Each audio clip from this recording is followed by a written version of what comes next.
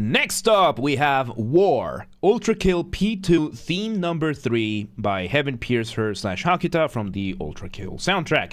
Once again, everybody, this is a Basterd's LFA, a layman-friendly analysis. I'm a professionally trained musician and composer, and my objective here is to explain things in a way so that you don't have to be one to understand what is happening here musically. So, if you like the sound of that, make sure you're following the channel, subscribe to the channel, whatever term you want to use, like the video, share the video, leave a comment, turn on notifications, become a member. There's a whole spiel about what members get, subscribers, and the gaming channel, and artists, and all that at the end of the video, so stick around for that. Disclaimers showing on your screen right now, so go ahead and pause the video if you want to read them in full. Otherwise, let's go ahead and let's get started.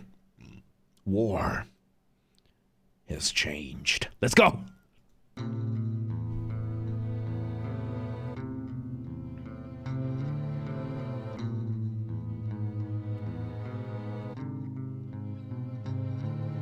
Okay, so we start with two basses. Hakita is a bass player.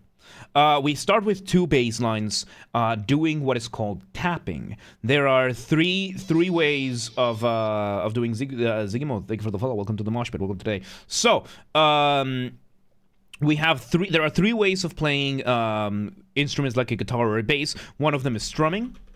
Strumming is, when you play all the strings. Then you have picking, which is there's two types of picking. There's finger picking, where you just play the individual strings with the fingers, or the other type with a guitar pick, where you play the individual string with a pick. And then the other one that is also suitable is tapping. Tapping is when you take, let me bring you an image of a guitar so that I can explain, right? So tapping is when you have the guitar, you usually see that you would strum the strings from here and then you would hold down the notes. Tapping is when you use the strumming or picking hand and you press onto the fret the notes that are there. This is super popular with electric guitars and basses, and yeah, that's what we're getting over here. And then very slow, but it's there, we are having the violin. It's very emblematic of Hakita, of ULTRAKILL. This violin giving us our initial motif. Motif being the smallest version of your musical idea, the seed, the essence from which everything else comes from. So we're having this now. This is about to get crazy. Let's see where this goes. So we're repeating it. Oh, there you go. We change it around. So we still have one bass doing the same line that we were doing over here. Now we are having the violin a little bit higher doing the same motif. We bring in some initial drums, and we have now another synth holding down the chords in what would be called block chords, which is just holding down the chords. Let's see where this goes. Not an initial beat. It's just an initial rhythm from the drums, not fully a beat. We're slowly increasing the drama, getting a variation of the motif for the violins. And I think there was more than one violin there. I think it was two violins there doing probably octaves. I'm not entirely sure, but it was more than one violin. And there was some silence, and we go a little bit back. Let's see.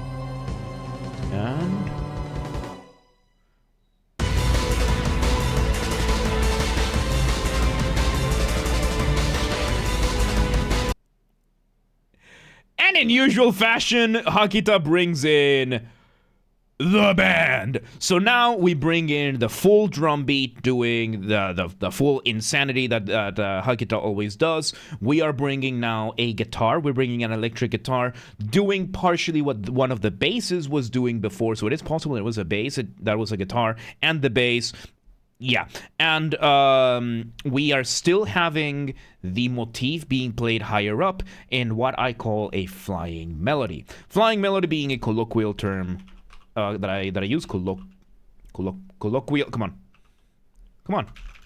Why are you not typing? Why are you? Oh, for fuck's sake! Hang on, one moment, please. Technical difficulties. Colloquial. Colloquial term, by that I mean there's no official academic definition for this, or at least I'm not using it for the sake of simplicity.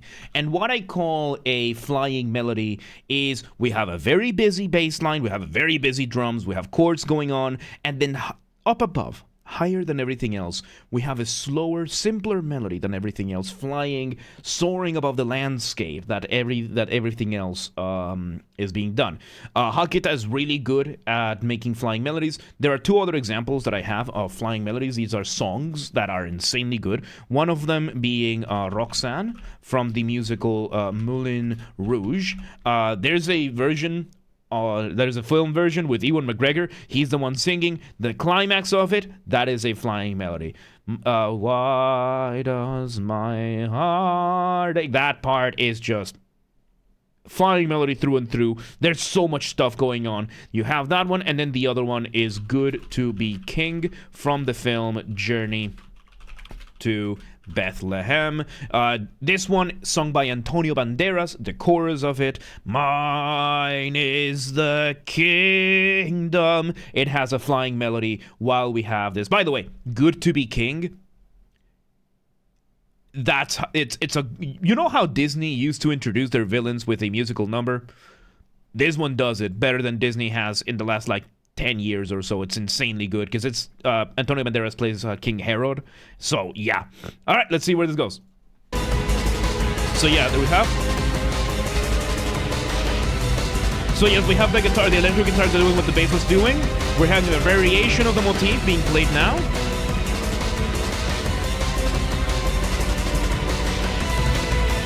It's insane how clear all of these parts are once you know what each one is doing. So yeah, you're having the electric guitar doing a variation of what the bass was doing, and you're having the main motif being played high up.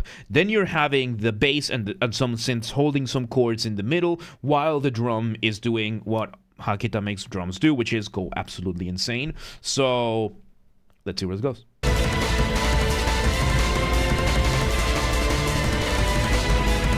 Now we're doing a doubled line. So doubling is when you have more than one instrument doing the same thing at the same time, and usually this is done to add more drama to this. In this case, we're having, if you have more than one violin line playing this, usually it's going to be because you're going to put another violin up an octave. So how does this work, right? This would be what we would call parallel motion, and these are in octaves, right? So parallel motion is a type of counterpoint that happens when you have more than one melody doing the same thing at the same time. I need to address this.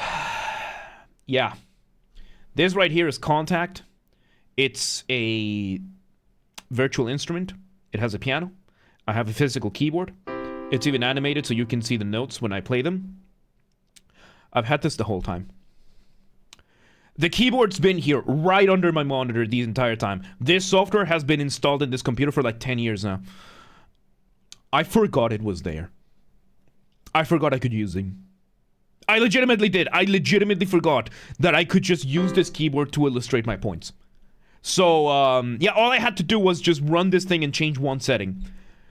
I fully expect roasting and shaming from y'all, because, yeah, we're 450 plus LFAs in, and the same system installation for 10 years. No, I had the same software here.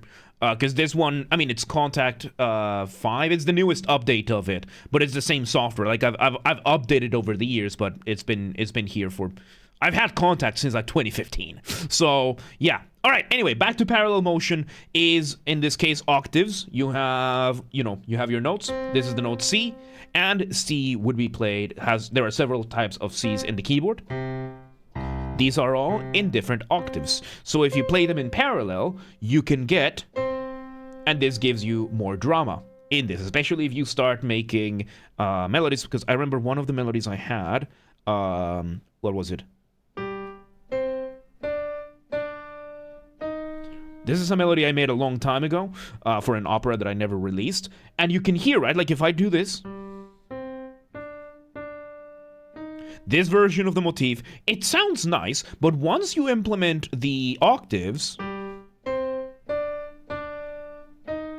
it gets so much more dramatic. That is what Hakita is doing here, or with the line. Have software installed, it means it didn't do Windows reinstalls in that time.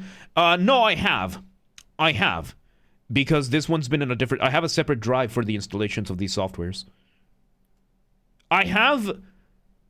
What is it? 15 terabytes in this computer? And several drives. And for the music stuff, I have it... Like, these softwares are installed in a separate drive. Yeah, I've done Windows reinstallations over the last 10 years. Yeah, no. It's just that the softwares, I keep them on a separate disk. So even if I reinstall Windows, these softwares are still in a separate drive. Yeah, I don't trust Windows to have the same, to be on the same disk as my music software, so... Anyway, let's continue. So yeah, you can hear those octaves higher up. Oh, now we have another line. We have another line in between doing a faster version of the motif. When you speed something up like that, it is called reduction. It's doing the motif faster. So reduction, as I said, it's faster. So if we have something like this, and we reduce it, it's faster, simple as. Let's see where this goes.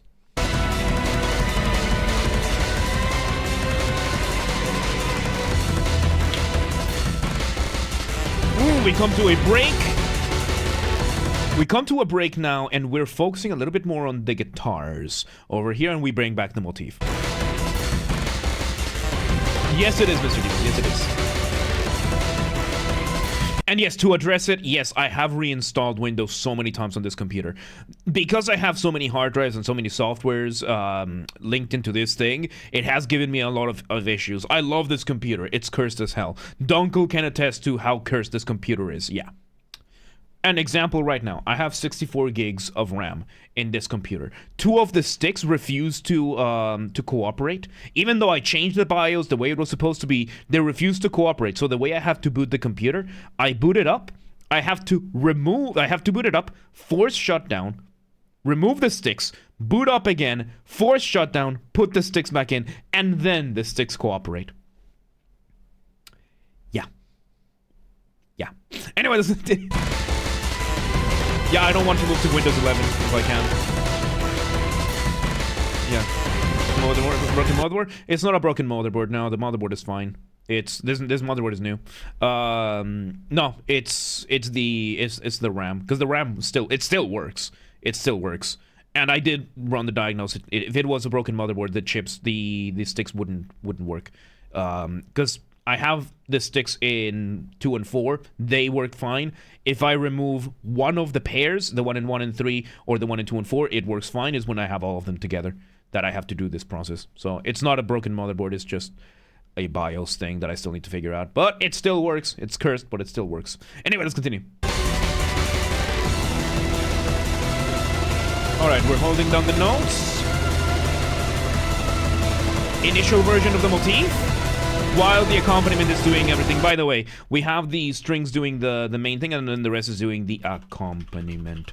The backing track is doing the accompaniment. Did you buy 2 pairs running different clocks? No, they're running the same clock, but I bought them a year apart. And because of that, I have to figure out. That's the only difference between the two. They're the same model. They were just bought a year apart. 2 sets of 16 each, like 32, 16, 16. Then a second set, 16, 16. The exact same model, exact same. Like, I went back in my Amazon shopping cart. I selected purchase again, and that's all I did. Like, I confirmed that it was those. I purchased it again, and yeah. So it is probably something from Corsair. Corsair's in. Anyway, let's see where this goes.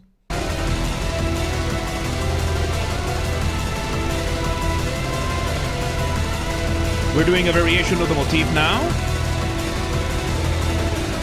Nice. Yeah, probably, Jeffy, yeah, probably.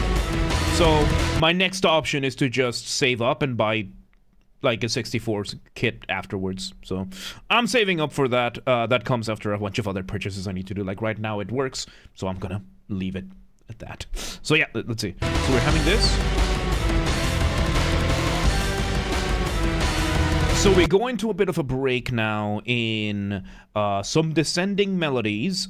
These are relatively new melodies going in, and these are more transitional. These would be more like cadential melodies. So when you're making music, you're doing one of two things. You are building tension or you're resolving the tension. The point in between we call a cadence. Now, cadence, this is usually something you build with your chords. And as I said, when you have music, you have your motif, the smallest version of your musical idea, the seed, the essence from which everything else comes from. However, one of the issues that comes with motifs, usually in instrumental music, is that motifs are very jealous. Yeah, I know this is very irrational language, but it's music. So when it comes to motifs, they're very jealous, which means you have to constantly give the spotlight, the front, the spotlight to the motif or any of its variations constantly. You don't want to spend too much time apart, or you risk breaking your music. What do I mean by that? It's going to start sounding disjointed. It's going to start sounding like it doesn't belong, and it's going to start sounding like it's not great. So one of the types of melodies that can be unrelated to your motif that has an exception to this is going to be cadential melodies or cadential phrases or cadential motifs. And these are universal motifs that you can have. Let's say we're in the key of C major. So a cadential melody that we can have, let's bring it, let's bring C major, a cadential melody. It's that, or we can have, or these kinds of things, that the whole point of each of these would be the end of the phrase in whatever way, which you can attach at the end of your motif. Let's say we can have the motif, right, the C major motif. And we can then add a cadential phrase.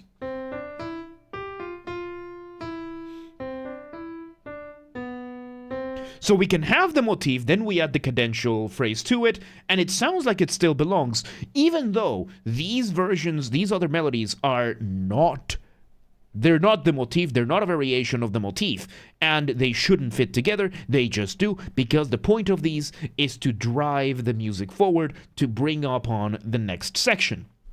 So right now we are doing that, and we're just bringing the cadential phrase over and over and over and over again as its own little section, which is building tension by itself, because we're doing, okay, next section, next section, next section, next section. It can be overdone very quickly, so let's see where it goes.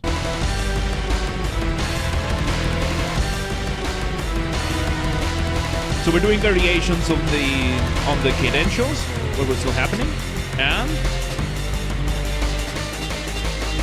variation of the motif being played on the guitar right now. That in the top, that's the motif. Those notes being played at the top, that's the motif. Let's see.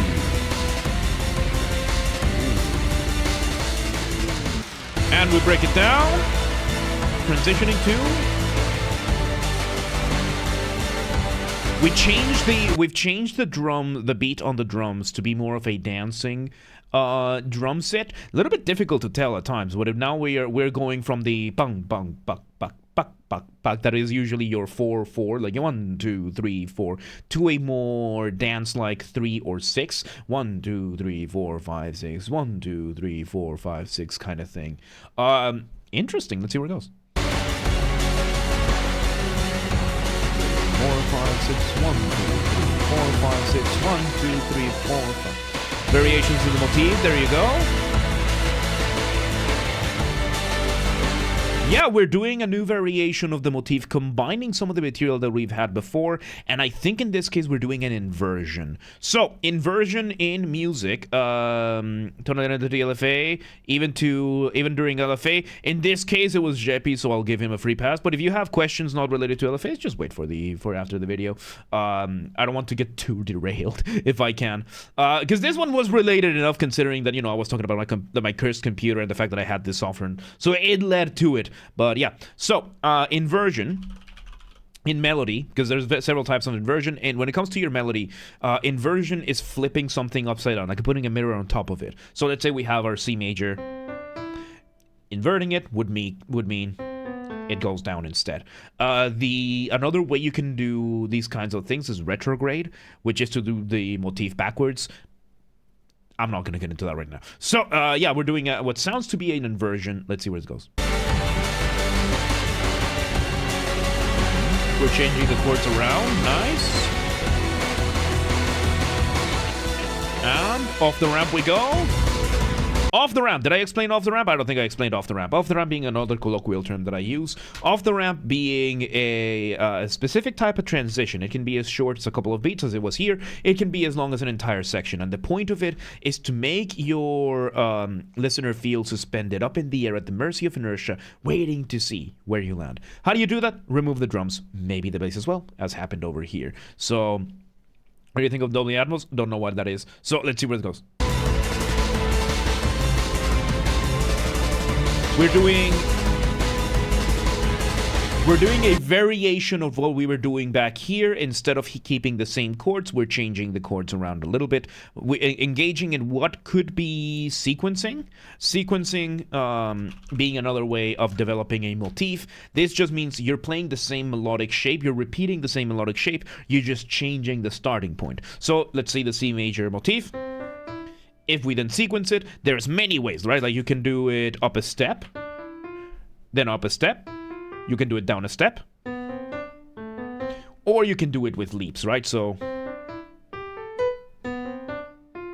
you can do it as long as you're still playing the same melodic shape, just starting it from a different point. That is sequencing. And you can then engage in other things, or like you can do sequenced inversion. So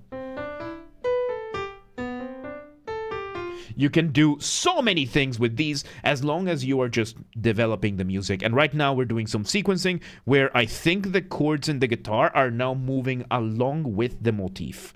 So, really cool there. Let's see where it goes.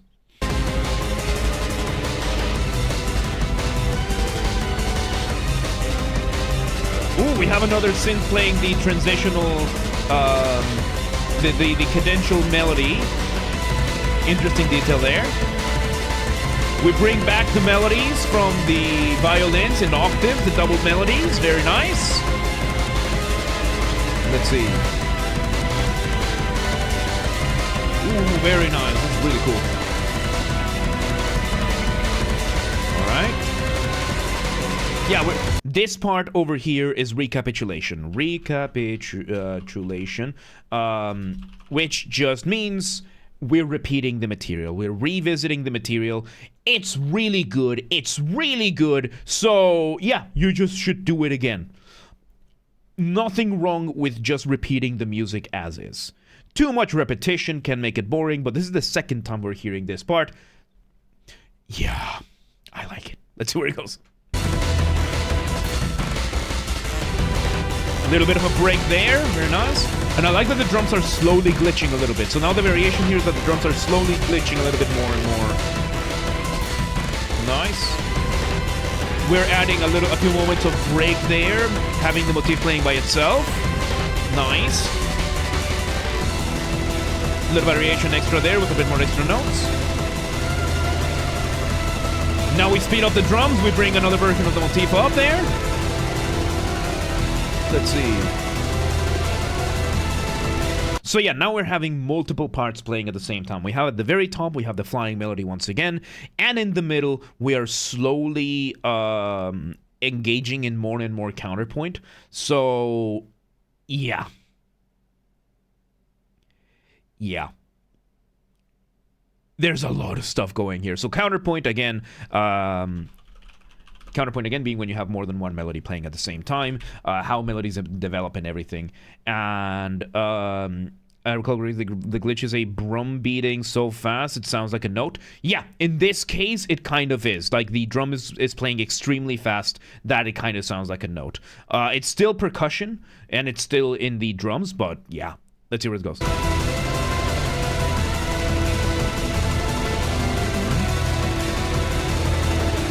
Was that? No. There we go. We bring back the cadential phrase. The cadential phrase, which was introduced in some of these before, because I was asking myself, I was wondering, why does it still sound familiar?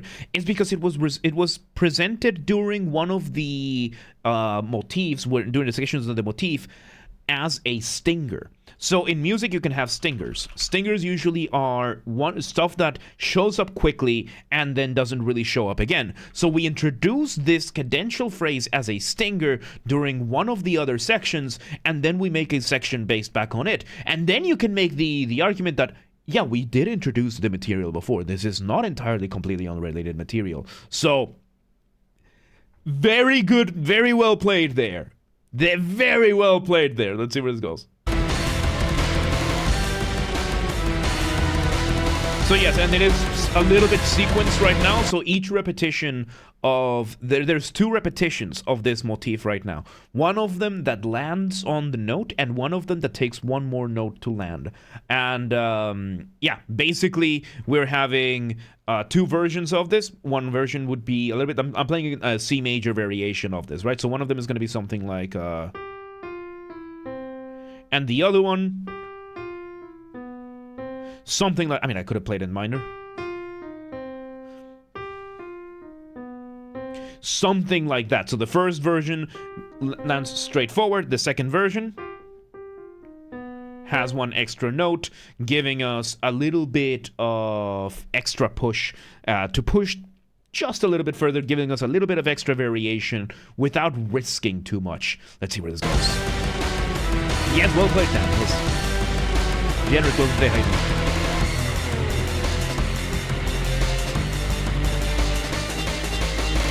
Here we go. We have this version now where we have... It's very cool because we have a call and response here. I forgot to bring this up last time. So call and response. Call and response is a musical conversation. Right now we have the call being done by the guitars playing the chords going upwards. And then we have a response with another guitar doing a reduced version of the motif.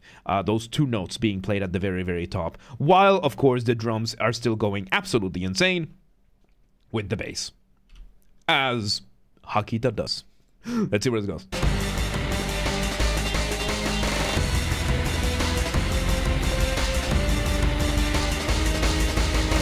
This time there was no response. Now we're including more instruments. We're doing more doublings on these chords. And we bring it back to the 6/8, to the Persian in 6. 4, 5, 6. 1, 2, 3. So yeah, this version is the same thing, just adjusted for counting in 6 instead of counting in 4. Yeah, it's extended. It's just extended for it.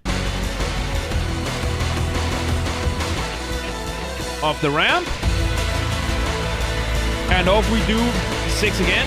1, 2, 3, 4, 5, 6. 1, 2, 3, 4, 5, 6. 2, 3, 4, 5, 6. The chords are starting to change a little bit. Going down a little bit more. Breaking down and off the ramp. And we bring back a recapitulation of the intro as the outro, which is a pretty good thing, in my opinion. And we fade that away. So, we have a fade away as this. I would have allowed them to do one more and just end it, but there you go.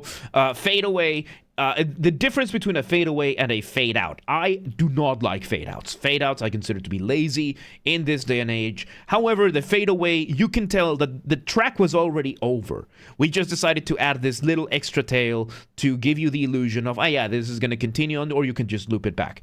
Considering the game, at the time this thing ends abruptly, you can just switch it back to the beginning, and there you go.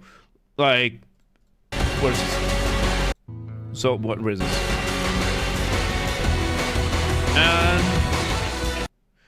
And then you just immediately start. I thought it was gonna play it differently, but yeah. So yeah, fade away is just that. A fade out would be very different. It was playing like this. This is a fade out.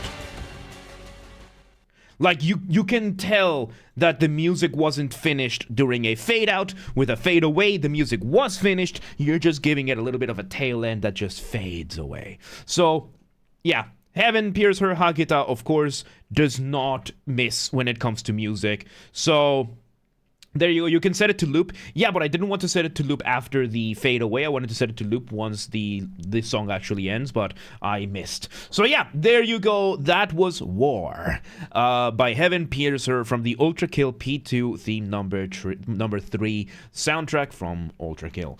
Once again, everybody, this has been a Basterd's LFA, a layman-friendly analysis. I'm a professionally trained musician and composer, and my objective here has been to explain things in a way so that you don't have to be one to understand what's happened here musically. So, if you're watching this on the YouTube video archive thing, thank you for watching. Make sure you're following the channel, subscribe to the channel, whatever term you want to use. Like the video, share the video, leave a comment, turn on notifications, become a member. Once again, everybody, if we somehow hit 10,000 subscribers on YouTube before Christmas of 2025, which is an actual possibility, it blows my mind. Thank you once again, everybody, for being here, for liking the videos, and for watching and everything. I do not take this for granted. I am grateful every single day that I get to do this at all, and that any of you like it to begin with, so thank you once again. If we somehow hit 10,000 on YouTube before Christmas, I will take a single fan fiction of the choice of the community, and I will fully produce, record, and voice act an audiobook for it. This has to be achieved through legitimate and honest means only. And by the way, we have a member who offered to do a Discord Nitro giveaway. If you want to add to the hype for it, or if you have any other ideas, let me know. We'll do as much as we can. This has to be achieved through legitimate and honest means only. No account duping, no botting, no alting, no buying followers, no rat behaviors like that. Go share the videos, the streams with your friends, with your families, with your family's friends, with your friends' families. Those are two distinct concepts, by the way. In the community things for ULTRAKILL, go share those. And yeah, use the hype function on YouTube. I don't know how it works, but we have a group on the Discord that does, so link down below. Go check the Discord and coordinate with them. Yes, artists, Hakita. If you ever want some guitar shredding or some Mongolian throat singing for any of your tracks, you know, the good old kind of thing, or some voice acting or anything, or singing or anything from myself, feel free to reach out. We'll make it work. Same goes to any other artist on YouTube, any other musician. If you want, just reach out to me. We'll work. We can work together. We'll figure something out. I'm more than happy to just provide my musical skills for anybody. So if you're in the audience and you know an artist that would benefit from my skills, let them know. Do not harass anyone. Do not spam anyone, please. Don't be a rat about it. Members get early access to the content. I scheduled the videos for the week on Saturdays, and if you're a paid member on YouTube, you get access to the videos when I schedule them, regardless of the tier that you're in, so become a member today. If you want to listen to this without me interrupting every 3.5 seconds, I will be linking it in the description down below. If you want to request a song and you're not on the live stream, check the pinned comment on this video. It has the instructions on what to do. And if you want to watch the video, you're going to catch the streams when they happen live. We aim for Monday through Friday, 6 p.m. Central European Time. If you're not in Europe, do not worry. We have the full up-to-date streaming schedule showing in your local time zone in both Discord and Twitch. So if you live in, let me pick another random place. If you live in the Pacific Ocean and you're like, yeah, but what time is 6 p.m. In Hungary? I don't live there. Don't worry. We have the full up-to-date streaming schedule in the Discord and the Twitch, both linked down below. And follow the gaming channel. I have a gaming channel because, of course, I have a gaming channel. I'm on YouTube. What else could I possibly have? Games are Basterd. That's where we put the recordings of the gaming after shows. They get recorded on the main channel when they happen, and then the recordings go on the gaming channel, link down below, or just search on YouTube, same username as James R. Basterd. Just swap the J for a G, and you got it. And yeah, there you go. That was really good, dude. War by Heaven Piercer, ULTRAKILL, Hakita never ceases to amaze me, man. Good stuff, man. But yeah, let's move on.